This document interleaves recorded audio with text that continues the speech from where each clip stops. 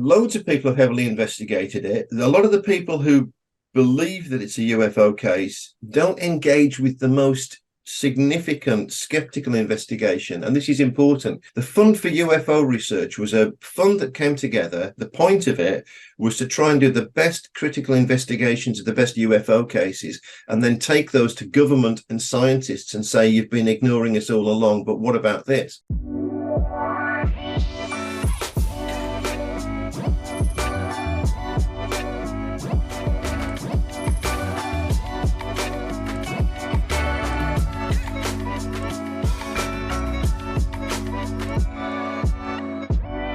Hi everyone, welcome to today's episode of First Contact. Today we have Neil Nixon joining us. Now Neil is an author, he is an experiencer of various phenomena as well, and he loves to explore all things mysterious. So welcome Neil, thank you so much for being here with us today.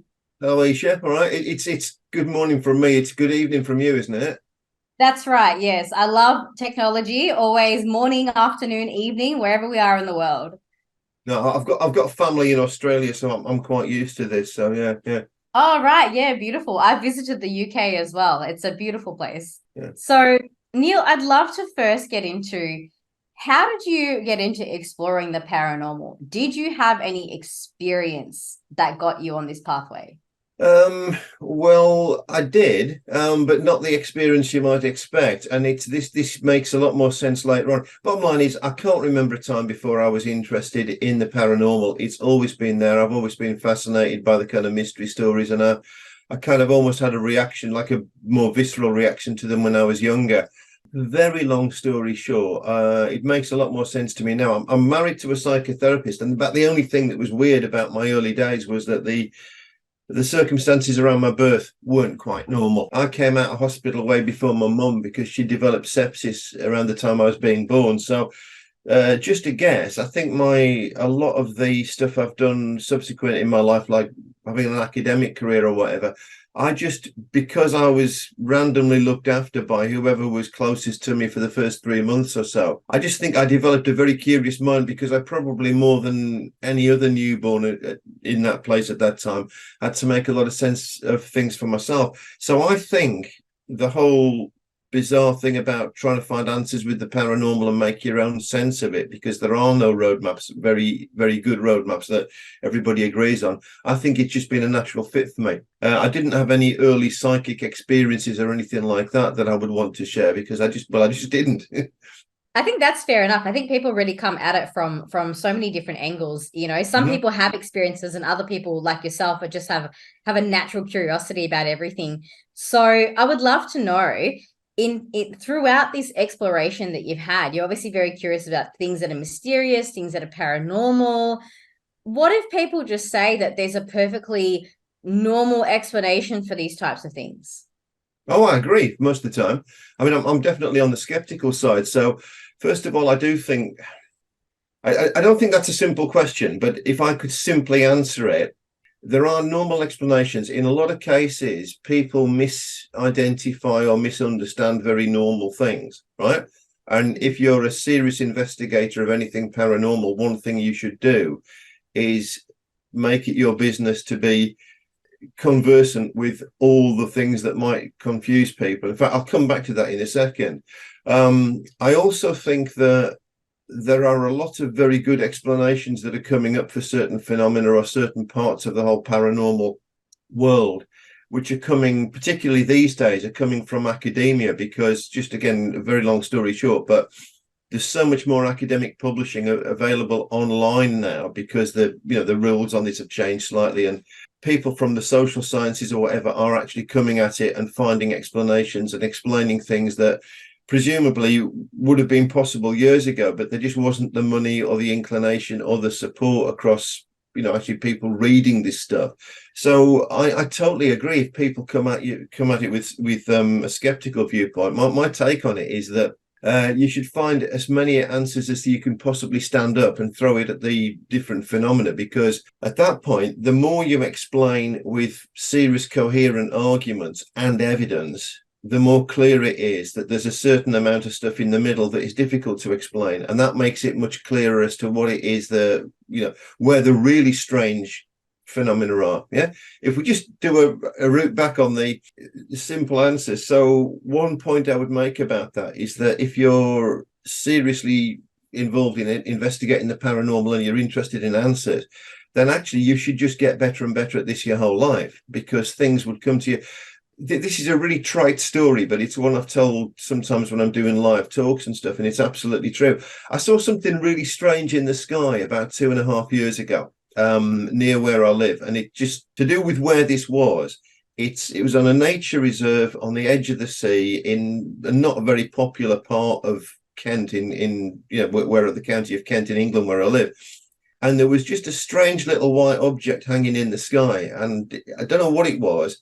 I couldn't figure it out. It stayed there. It's one of these difficult ones where if you're looking at an object in the sky and there's nothing between you and the object, what I know from years and years of this is that anybody's estimation of how big the object is and how far away it is just a guess. There's nothing you can scale it to. Anyway, me and my son were both there. We're looking at it, and I couldn't make any sense of it. On the other hand, I didn't think for 1 second it was paranormal. I just thought it was something strange, and I couldn't see what it was. And it took me a while, but I've been back to that place a few times since, and I got talking with some of the local bird watchers down there. And the bottom line is, it was almost certainly a seagull, just under quite unusual light conditions. And the one thing about this is about being sort of skeptical and interested in the paranormal. All I was seeing on the day was a little white spot in the sky that wasn't moving, right? And as a result of that conversation with this bird watcher down on the nature reserve, I learned a lot of things about the fact that the weather conditions greatly affect how high or low these things hang in the sky, yeah, as do the light conditions. And it was just, and also I hadn't realized just how different individual seagulls are. You can get some that would sit there just hang on a current and would reflect very bright white light. You can get others that wouldn't. Yeah. Now, so the point is, I totally agree with you. If skepticism, critical thinking and skepticism is central to answering any of the difficult problems. I mean, science applies it all the time. So if you're interested in the paranormal, why wouldn't you do the same thing? Yeah, that little lesson with the seagulls is an object. I mean, it's a tiny thing, but it was actually quite a useful little lesson for me. Yeah, I love that. And given how much of this skepticism you have applied to your work, you do journalism as well, so I'm sure you've done a fair amount of research. Have you come across something that simply isn't explainable? What, paranormal wise? Yeah. Oh, hell yeah, absolutely. In fact, I'd go further than that. But people ask me, I do a lot of live talks and stuff on mystery and the paranormal. So my go-to in terms of the best, not UFO case, but the best case of anything truly inexplicable that might lead us to think about presence of aliens is the wow signal. It remains, even the Wikipedia, which likes to try a kind of lightweight, peer-reviewed thing where you can't put something on the Wikipedia. The editors won't accept it unless it's stood up to a certain extent. They don't know what the wow signal is. I mean, you had Avi Loeb on here not that long ago, yeah, right? And Avi Loeb is he's convinced that Oumuamua was something of extraterrestrial manufacture, right? Well, the Wikipedia page isn't so convinced, and without coming to a conclusion, stands up other explanations for Oumuamua over and above Avi Loeb's. But where the wow signal is concerned, all bets are off. But I mean, beyond that, again, in a very simple way, one thing that a lifetime's interest has taught me is that a lot of the simple explanations, the stuff that you'd read in the more popular best-selling books or you'd see in the documentaries, i.e., it is nuts and bolts aliens. This is under, it's a big secret. It's covered up. It's under lock and key. Those stories are often inconsistent and they don't stand up. What stands up, what's consistent about them is the underpinning shape of the story. So I'm not convinced about those. But on the other hand, I can't deny that from years and years of being known for doing this or whatever, that it's a standard thing at the end of a talk that somebody will come up and share the most bizarre experience they've had. And these are uncanny experiences and they're life-changing, and I don't know what the answers are. And typically, if people are doing this, there's a few things that happen. They don't want publicity. They often don't want you to try and come up with an explanation, because the last group I spoke to were university of the third age, which is a thing in the UK, but you're in your 60s to your 90s, basically. Yeah. Right. So when I speak to groups like that, people in those groups are often telling me things that happened decades ago. So they've already been through this in their own minds and they can't explain it. So I can't deny that a lot of these things are uncanny. They're surreal. And the one thing that unites them, as far as I can see, is that they're all bizarre in their own way. There's a similarity, but they're not the same. And in certain cases, there are specific details that don't agree with anybody else's experience. And that's the stuff I find really interesting. I mean, it's not just me here. So something I read quite recently, there's a wonderful book called The Trickster and the Paranormal by George P. Hansen. Have you ever read that? I haven't. It sounds interesting. It's humongous. First of all, it's humongous. And it's a serious academic book. And it basically explores the whole notion of what tricksters are, which are kind of cultural artifacts, where they're malevolent but very mischievous characters and all the rest of it.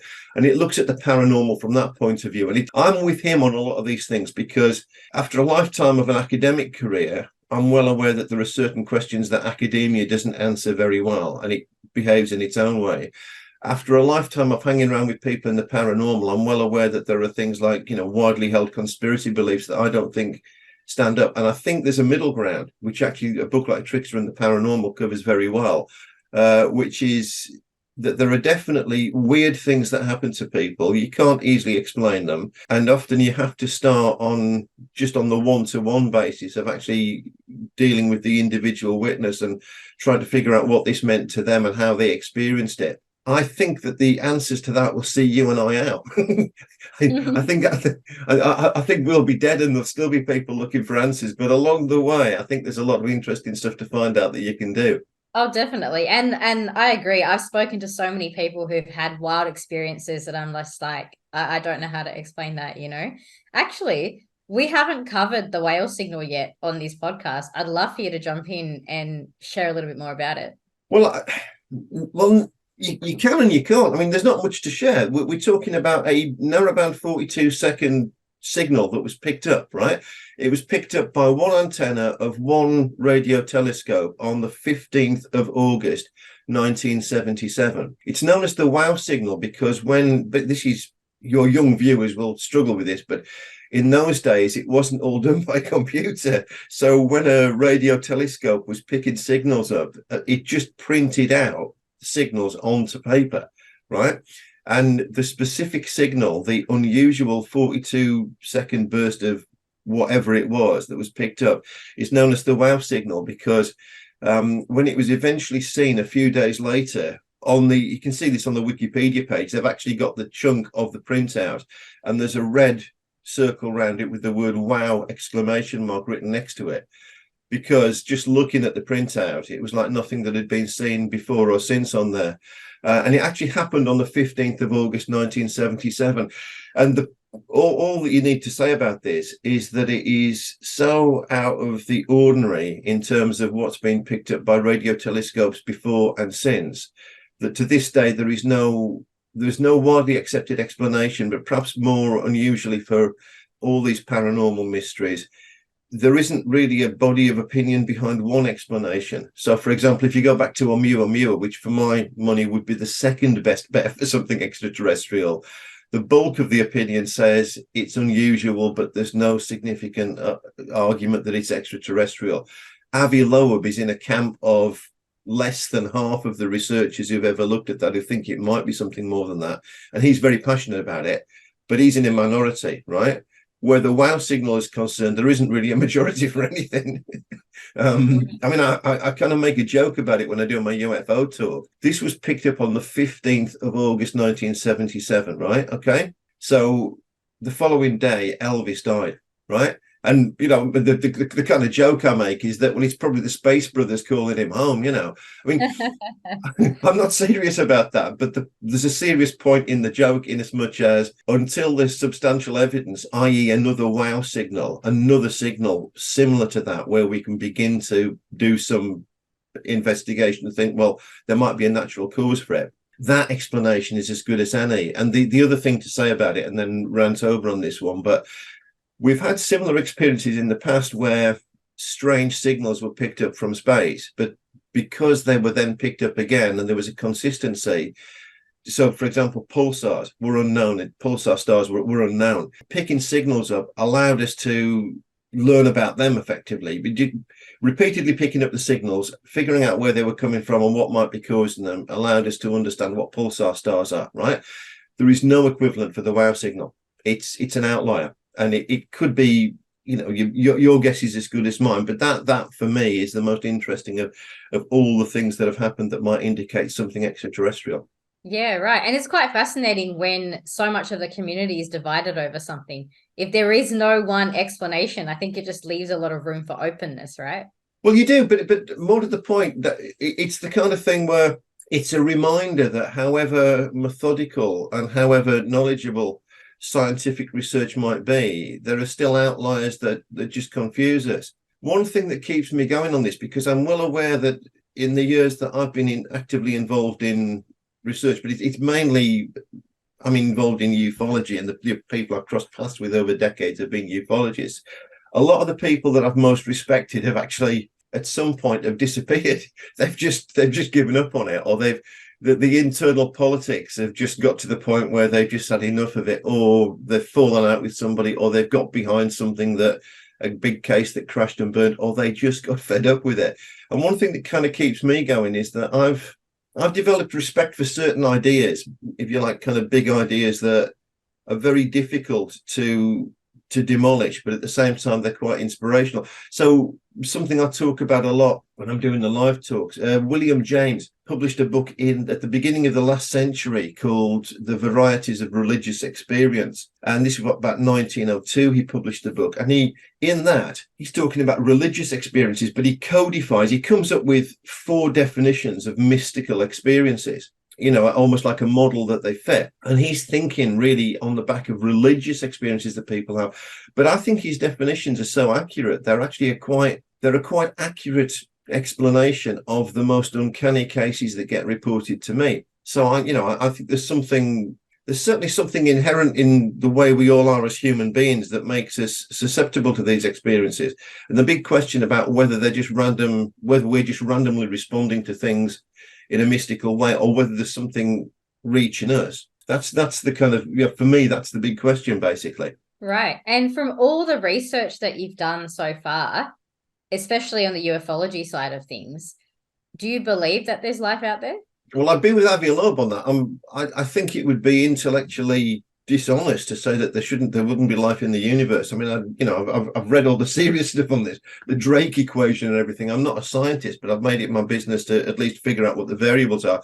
I think it quite likely there's life in the universe. I think it quite possible that it's in the nature of civilizations to come and go. So we might actually have the evidence in front of us about why we don't find it, because if we're busy destroying our own planet and making it unlivable, that may well be the way of a lot of other things. And our planet, I mean, Avi Loeb's latest book, Interstellar, discusses this, but it's about how much younger our sun is than other stars. Consequently, it may well be that, hugely intelligent life has come and gone in the time before we even began to exist. My hunch would be, yes, that we're not alone. But as to just the nature of that life, or, whether we've actually ever encountered it, I certainly don't believe all the kind of, the abduction stories and all the kind of fads that have come and gone in ufology. I'm less and less convinced by those, and largely because of the popular documentaries tend to ignore all the cases that crashed and burned, or all the evidence that the best known cases aren't as good as they seem. But if you read into that, if you spend any time seriously investigating it, and since I packed up my academic career, this is one thing that I've spent a lot more time on.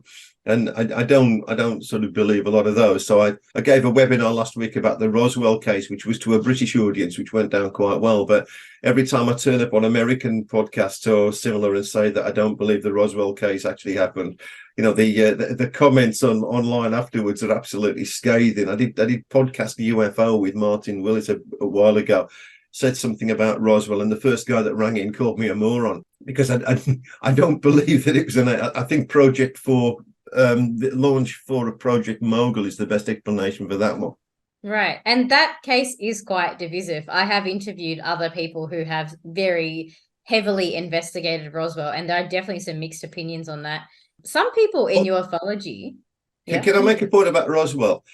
Loads of people have heavily investigated it. A lot of the people who believe that it's a UFO case don't engage with the most significant skeptical investigation, and this is important.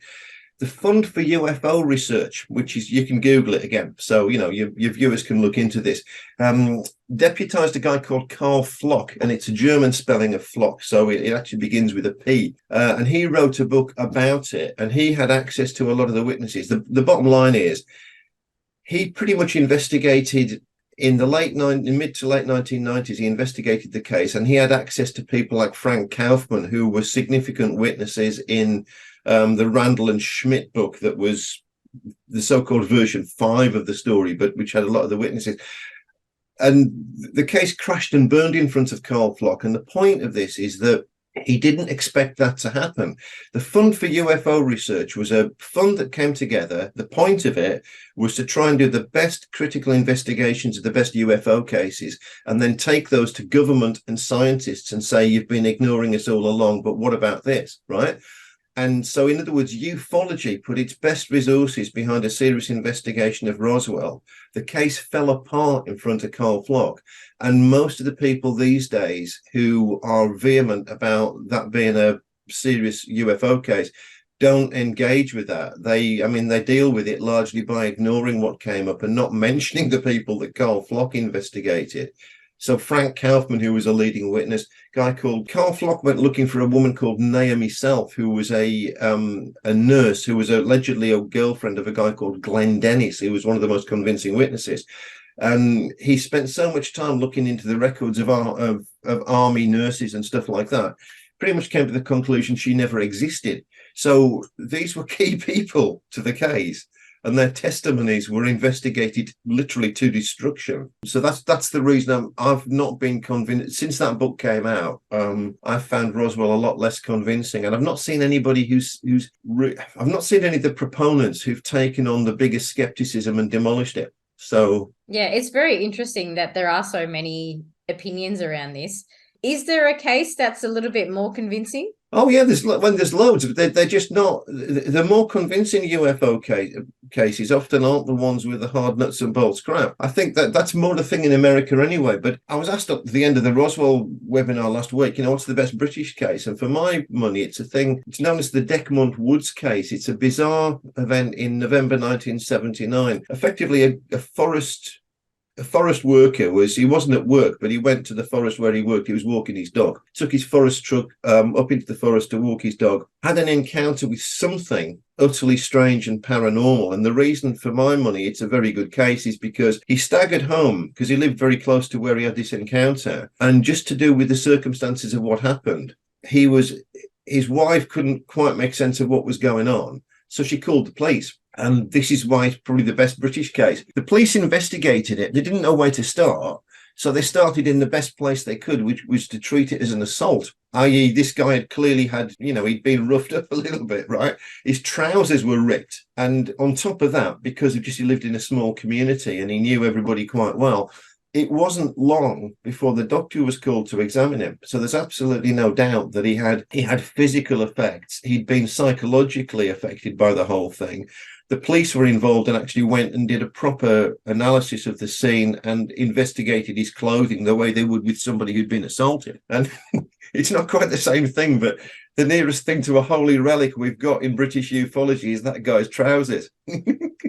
Most of us have touched those trousers at some point in our lives, right? And It's an interesting thing because Bob Taylor's trousers are the holy relic of British ufology, seriously. And I have no idea. There's a good book on the case written by a guy called Malcolm Robinson that looks into 16 possible explanations. But it's a really good case. Something happened, and it's a stronger case for two things. First of all, because small bits of the evidence are very strange. Those trousers matter because the forensic analysis of the trousers indicated that they were torn. There were little tears in the trousers, and they were torn by something pulling him upwards. which is really weird. But that's what the forensic analysis indicated. And secondly, unusually for such a well-known UFO case, it hasn't had the kind of pile-on of witnesses later on. One of the problems with something like Roswell is the number of people who've come forward and claimed some involvement with it over the years, right? They all saw something weird, but a lot of them didn't seem to spot each other, which is a bit of a giveaway.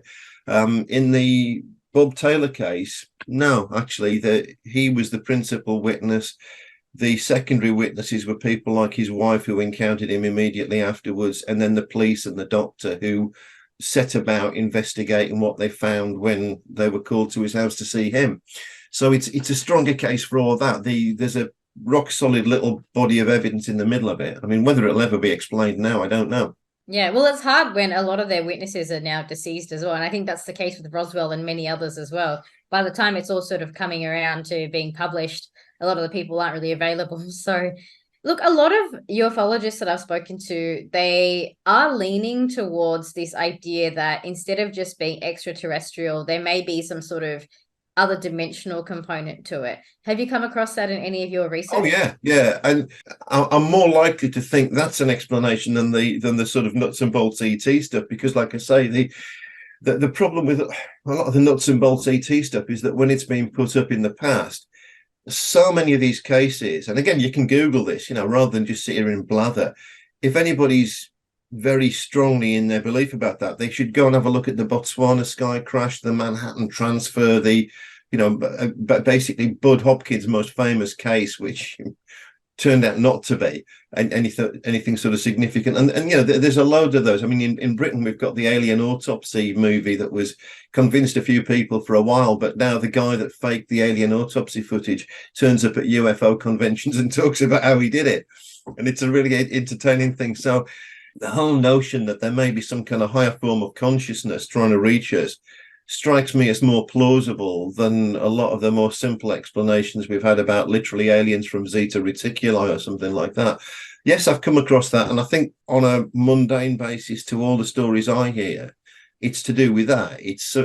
There is a similar psychological component to a lot of it. So it's why I mentioned the William James thing before. I hear a lot of people, obviously, if you just go and talk to random groups, the people who come forward often aren't influenced by the best known tales of the paranormal. All they can tell you is what they experienced and how it was an experience to them. Yeah.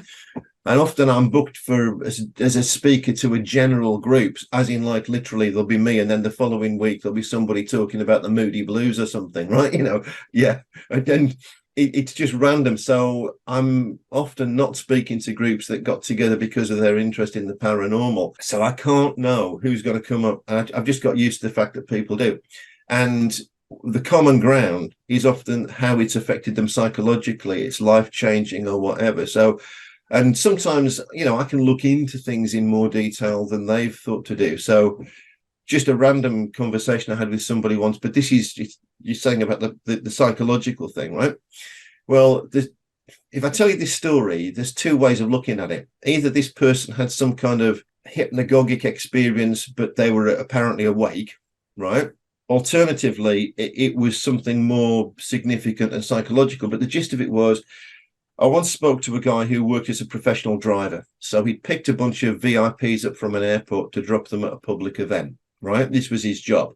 And these weren't the frontline VIPs, so it wasn't massive security, literally from the airport to the outer fringes of the security at this big public event. And then he drops his people. And then he goes off and he's got some sandwiches and a flask of coffee in the car. And so he goes to the nearest country park and has them. And as he looks up in the sky, he sees a cloud that opens up in front of him. And there's a huge, great steel cage inside the cloud. And then it shuts again, right? Now, it's a significant experience to this guy because it entirely changed his life from thinking that he'd just go about doing his normal work in just what he'd normally done to looking for meaning in everything. I mean, it was a profound spiritual experience for him and that's how he ended up having a conversation with me. On the other hand, it didn't take me long, and I won't go into the details of this public event, and this guy didn't want any publicity, but it didn't take me long to figure out, literally speak, obviously it was a famous event in the UK, where it was, when it was, finding the weather conditions wasn't particularly hard, figuring out how the clouds were. He experienced himself as being alone because he couldn't see anybody else in this country park where he was sitting. But there is absolutely no question that any cloud that he could see from there was visible for miles around. And not only that, but given the nature of this event that he dropped the VIPs at, if there'd been anything unusual in the sky so close to it, there'd have been a security response. Yeah. So it's an absolute conundrum. And I don't know. But if there's anything other than him just having an in the moment hallucination and experiencing it as real, that it's things like that. It's almost like something's trying to reach us to give us messages, but it does so in a very random way. We're so unintelligent, we can't fully comprehend them. They can't scale down to talking at our level. Yeah, I don't know, but that makes more sense to me than, effectively all the stories I've ever heard about. They're all from Zeta Reticuli, and they're in league with the American government, and they're underneath this mountain, and their technology is at Area 51, and we're back engineering it. I struggle with that one. I don't struggle with the notion that there might be a kind of higher universal consciousness, and we just experience it in very random ways that we then interpret in our own culture. That's a very interesting perspective on that as well. I did have one story. A lady and her mother were looking out at the sky, and they both saw this unidentified object. Neither of them knew what it was at the time. And then minutes later, the mum completely forgot that she'd seen it. Like completely forgot, Oh, really? But they talked about it, they had a conversation like, yes, we've seen this. And then as they're walking back, completely gone. So, and I've heard other instances as well where memory has been shifted in those ways. And it's just, I think it really makes us question that there could be something out there, but not maybe in the way that we think it exists. And I'm definitely with you that I think there's more in the interdimensional side of things than there is in the extraterrestrial, for sure.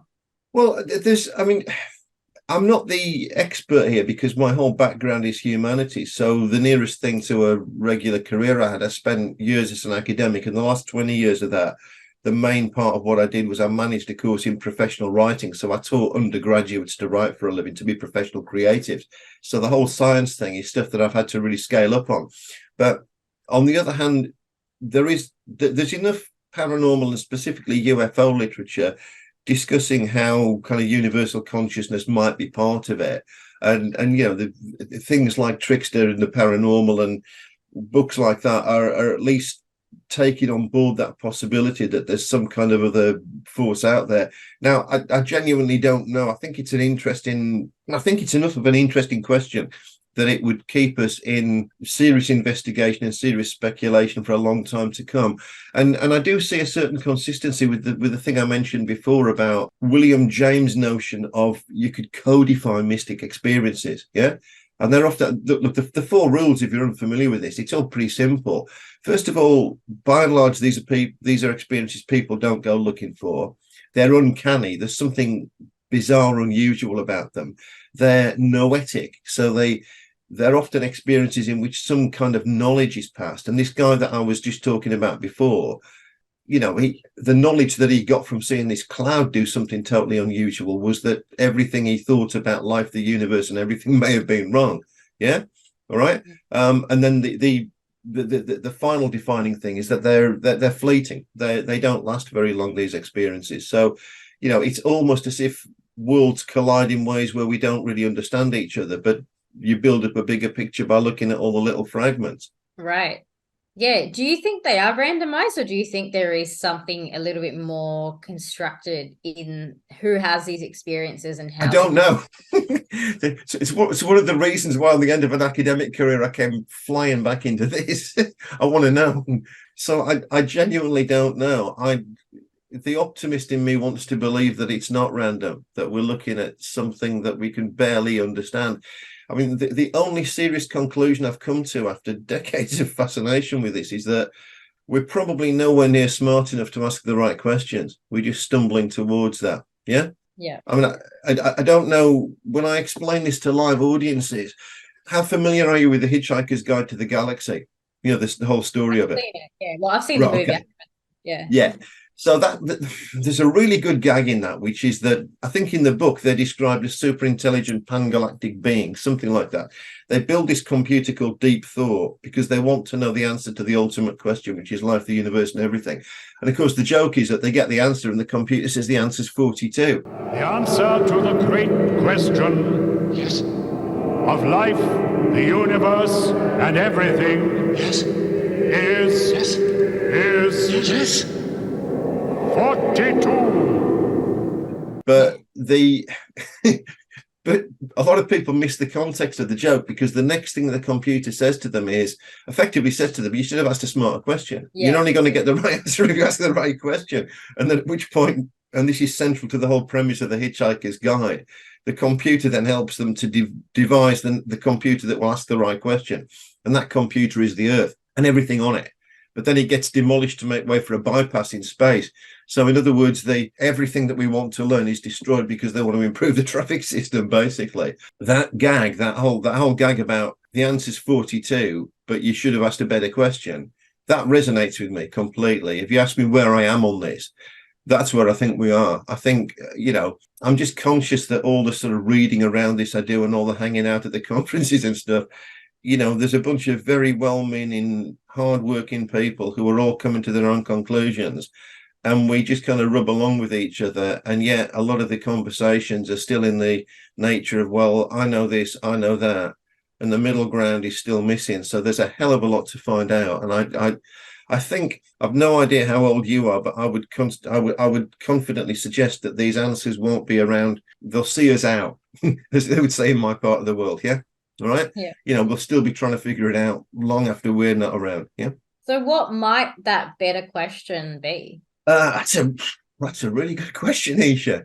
The better question would involve asking the right questions about what links the uncanny experiences. It would be, how much of this is not explained by what we know about the way people's brains work? Yeah. How much is there anything consistent in those questions that is above and beyond the ability of a human brain to generate it? Yeah. Because at that point, it would suggest that, and we're getting to the point of understanding consciousness, which has bemused a lot of people, right? And one of the things about consciousness is that it engages the primitive part of our brain that we share with reptiles as well. So, that took a while to figure out, because we'd always assumed that we were conscious in a way that lesser, animals with less brain power weren't. And that's probably not true. So from my point of view, a good question would be, if we ever understand the totality about how human brains work, and then we discover that there are things going on in human brains that couldn't possibly have started there, they must have come from some other place. And that would be interesting, because that would suggest that we either evolved to respond to that, or somebody interfered with it, or it's in the nature. Yeah. I mean, there are people who believe that consciousness is inherent. There are a fringe bunch of quantum theory scientists who believe that consciousness is inherent in the universe, that the whole thing is conscious. Yeah. It's not a popular belief, but it's one that they believe they can stand up with some quantum mechanics. And if that's the case, then again, the right question would be, can you prove that? Because the second you prove that there's some consciousness above and beyond us, it's a whole different situation, isn't it? That is a great question to explore, because if there is scientific proof for that, I think we would suddenly receive a lot of answers that a lot of people are looking for. Well, it would cast our entire view of who we are and how we behave together in a different situation, wouldn't it? I mean, it reduces international boundaries and, people behaving in inhumane ways to each other. It suggests, number one, that we weren't designed to do that, and number two, that if there's some overarching intelligence, they might actually they'd either punish us or at least ignore us for as long as we behave like that. Those, to me, are the fundamental questions. Could you stand up the physics to prove that there is consciousness in things other than, i.e., basically the universe is conscious? Or secondly, could you take us and say, well, everything we know about the biology of living beings, particularly humans on Earth, suggests that they couldn't have achieved everything they've achieved, therefore it's come from some other place. I don't expect to see those answers, but the people who are working towards them are the people whose arguments I find the most interesting.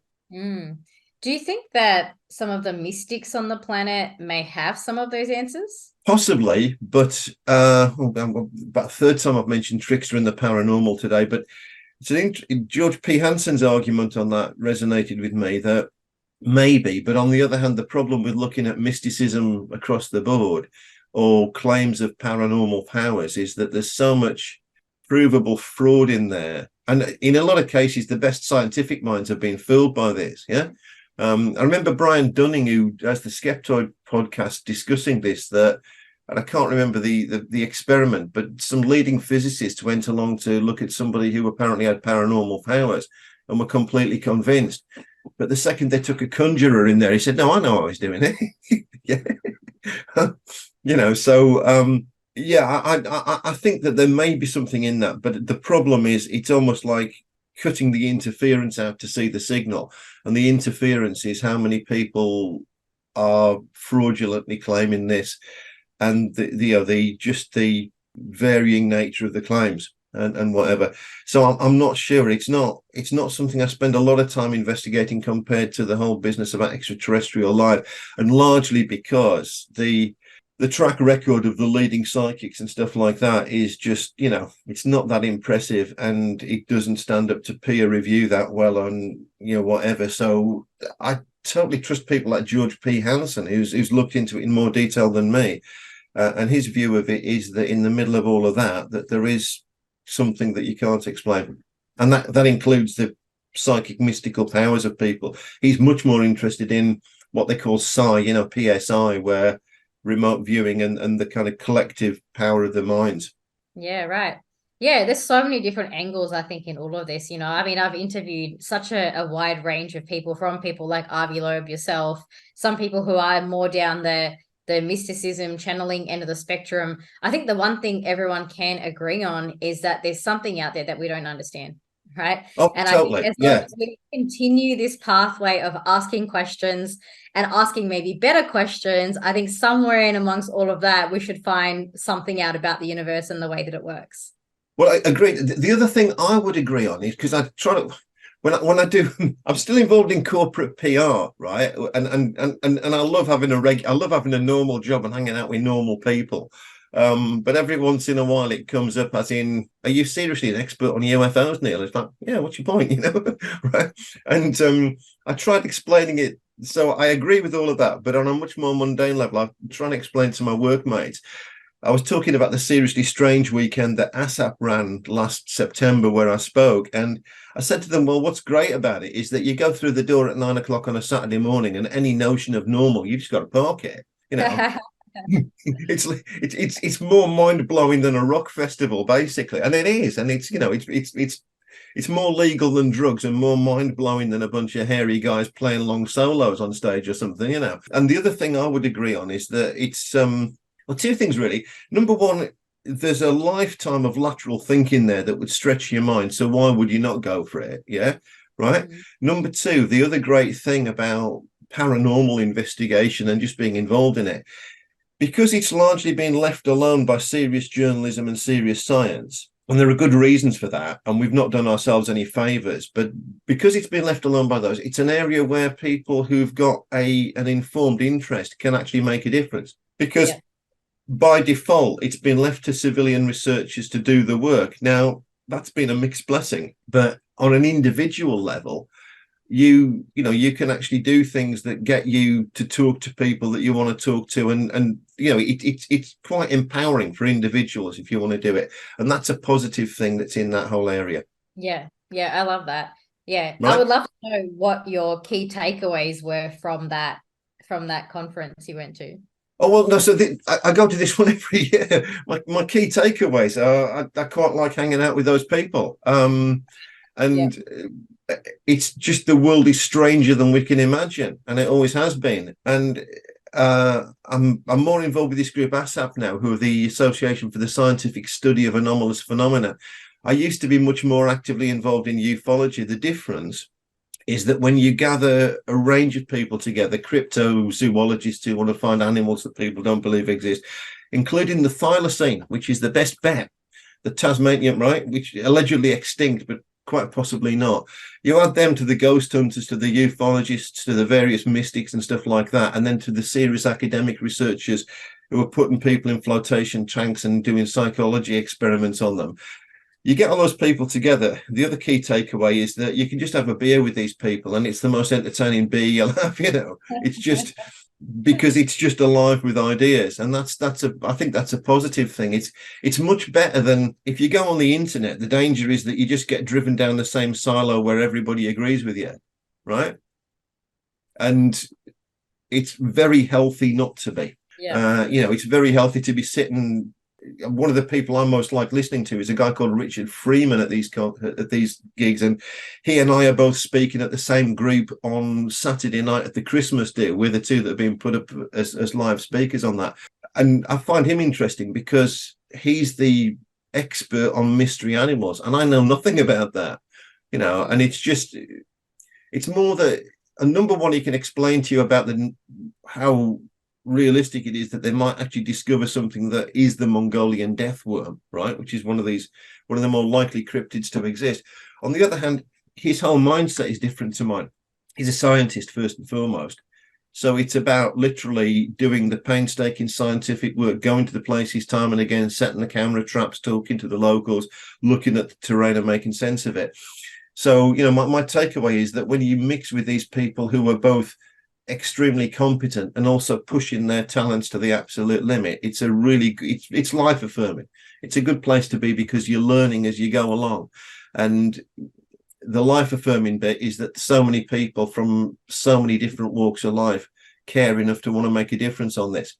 Yeah, that's amazing. Neil, thank you so much for bringing such a very pragmatic approach to this topic. A lot of people come in with a very set opinion, and what I like about today's conversation is you've got a diversity there to really take this from a lot of different angles and to allow people to then go, here's the research, here's your conclusion. So really appreciate having this chat with you here today. Yeah, all right. Okay, good luck with all the rest of your webinars. All right. Yeah, keep them coming. So right. Cheers, Kate. Bye.